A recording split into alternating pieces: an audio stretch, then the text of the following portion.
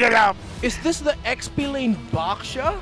It seems to be, my friend. It seems to be. We pick now. It looks so much better for Whoa, them. whoa, And yup, whoa, it's an whoa, whoa. XP lane Nath. XP lane Baksha. All right, okay, I think Yeah. Yeah, all right. we'll find out soon, folks. We'll find out. To 1. Back into the land of Dawn. Can confirm RSG Philippines will have to play with that Karina. It's not like AP Bren did not set a precedent. They can do this. Yep. Yeah, that's true.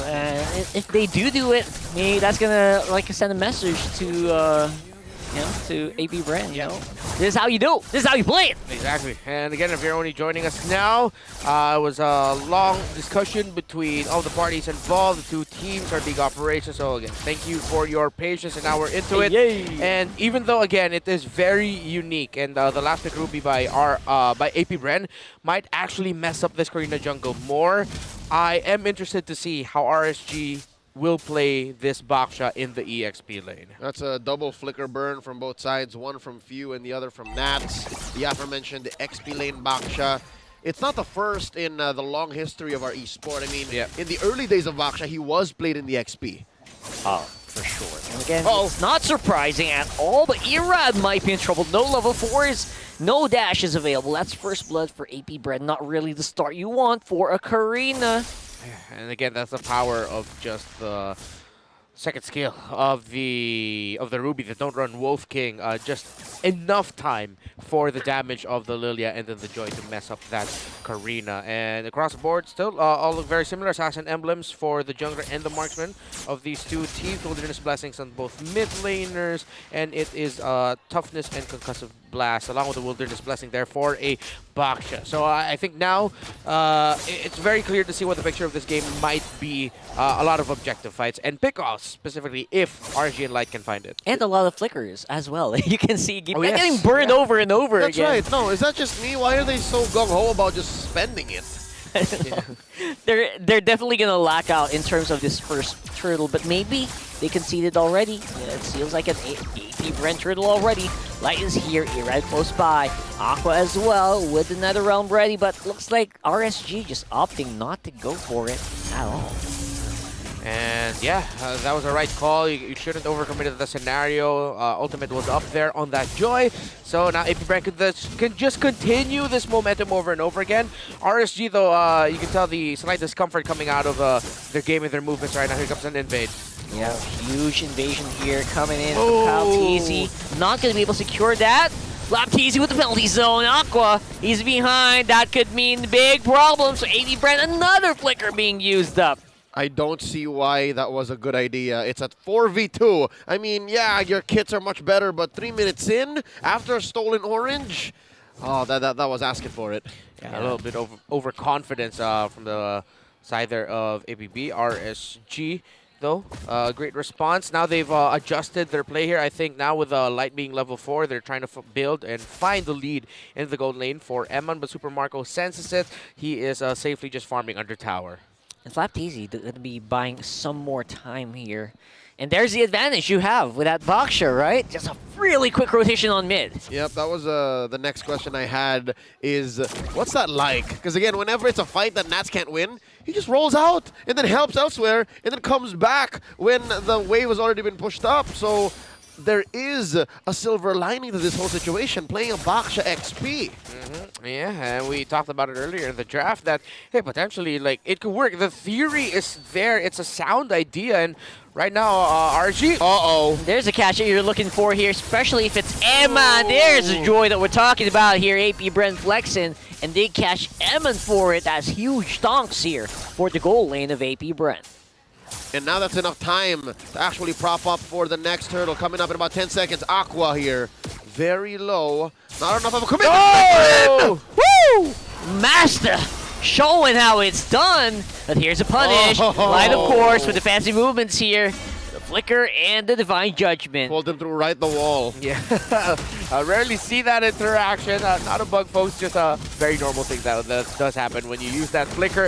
AP Bren will be able to get that turtle, and it is worth it for Ogwen. They get the mid laner down, they get the turtle, but RSG right away trying to clap back and even it out in the bottom lane with pressure, but great response by Few to help out Super Marco. RSG will rotate again, and an invade by Kalteezy up top.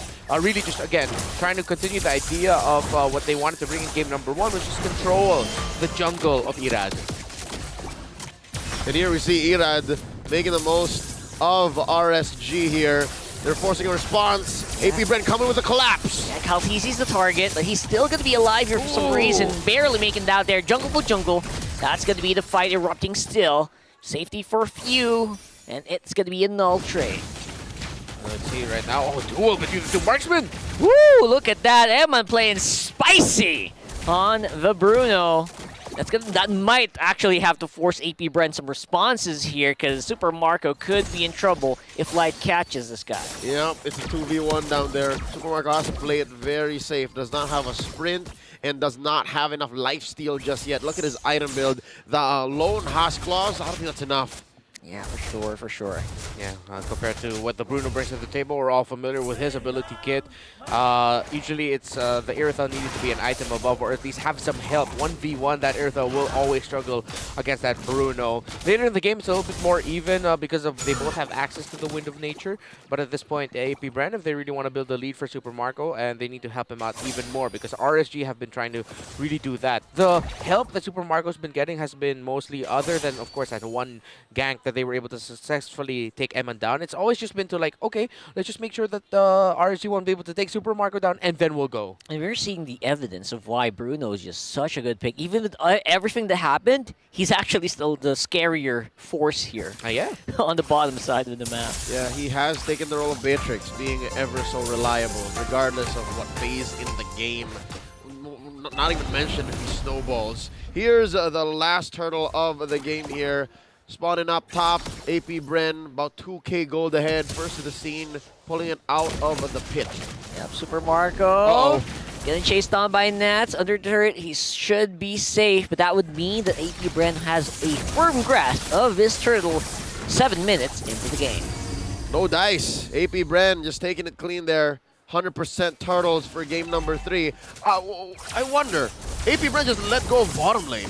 They did. They gave it away, and that because of that, they're also going to be just getting resources on the other side of the map. They could also go for mid if they want to. What? Yep. Even tier 2? Whoa, whoa, whoa. Knew it. When he actually take it down, though, I think he'll have to go and leave eventually.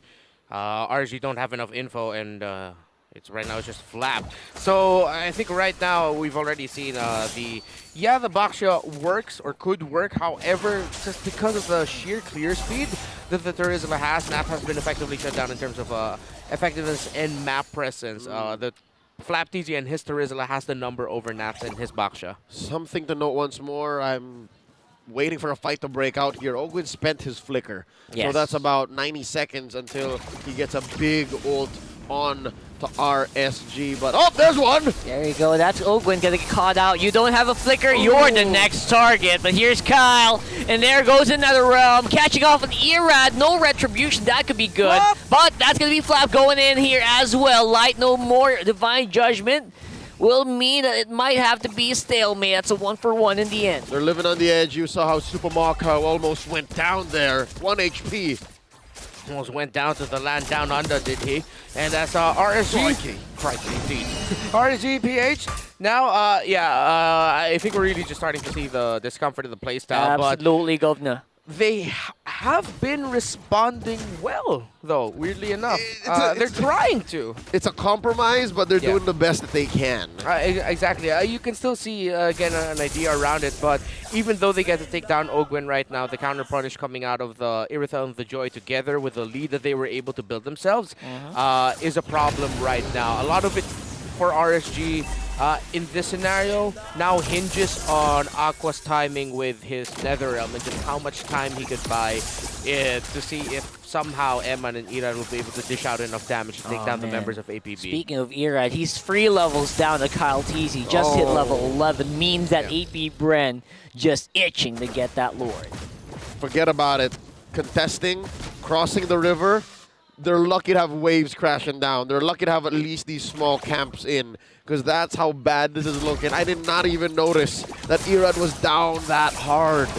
Yeah, he's just really been playing catch up with his Joy. The I believe that's another learning that we discovered in terms of the rotational speed. But then at the same time, it's also just because Kati's been invading. He's constantly been going behind. 2,000 gold. Yeah, Dang. it's massive. And because, again, we don't feel Nas as much as we do feel Flap TZ. Irad isn't getting as much help. Yeah, at this point, it'll take a miracle for Archie to turn things around. Not impossible, but close to it. Apbr, they could just continue riding this momentum and play this out textbook and fundamentally. Yep, look at this 4-1. Apbr sending Lord through top, and they'll be pressuring mid as well. What's this 1v1? Oh, 2v1! Kaltizi, is he gonna make it out? I think he is, and that's that kill, just as salt to the wound. Lighties could be in trouble here. Flap TZ for the chase. Oh, run, Light, run! Oh boy. Kyle! Just as you expect. Kylan and Profiling.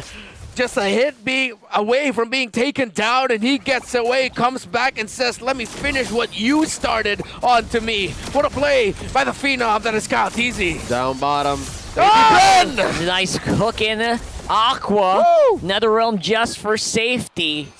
Man, oh man. This RSG comp is starting to fall like a ton of bricks. Or a stack of Jengas. I think that's what you were going for. Stack of Jengas. This is Apbr just knowing and understanding that there's very little RSG presents. Just shows how important an overall comp is, despite there being some rhyme or reason, some logic to each hero in each role. It's safe to say, yeah, optimistically we can make this work, but not at this level. Absolutely. Apbr looks like they got the number. And they just need to... They're just trying to take the disciplined way around this. And yeah, they're making RSU work even for the smallest scrap of gold around the map. Yeah, and this is at this point, it doesn't even feel like a question of can Apbr win. It's when will they win, And how? And how. RSG, they're just again, of course, you're not gonna surrender. You're not gonna just start throwing left and right. Again, they're still trying to make this competitive. They're still trying to find a way to turn it around. And hey, earlier in game number 1, Apbr was down a considerable amount and found and in game 2 rather. And found a way to turn it around. I mean, who's to say, even though, again, it doesn't look really good for RSG, that they won't be able to do the same thing. Yep. And now, another Lord spawns. RSG nowhere near the Lord pit, and they're just playing as safe as they could. They're pushing waves, making sure that no permanent damage is dealt to their base. But, gentlemen, as Apbr secures their second Lord of the game, I gotta say, despite this being RSG struggling and this game being Apbr to lose, we can't say it's 100% Apbr. We can't say it's totally their game right now. There is a non-0% chance that RSG comes back. Yeah, for Apbr, complacency is the enemy, as well as, you know, just underestimating what your opponent can do. In terms of like burst, because I feel like this lineup of RSG still has a ton of burst in a single target. The problem is though the wave clear incredibly lacking for RSGPH. At this point, Apbr can just throw bodies and just make sure Super Marco staying in the back. And then Super Marco will just be able to freely hit people, heroes, or towers! Oh, Flap, speaking of throwing bodies, throws himself straight into Nats as well as Irad, making it clear that Apbr are here to play here on game number 3. All right, they penetrated bottom as well. Concealed play by Ogwin. They're taking this one step at a time, surgically specific. Now the base. Now the base is going to be the target here in NetherRealm just for safety, just trying to throw everything but the kitchen sink here, and they might just repel the Apbr offensive. Oh. One hit will do it. Will it go down? And it does. It's a 2-1. Apbr at match point. This winning moment is brought to you by our official sponsor.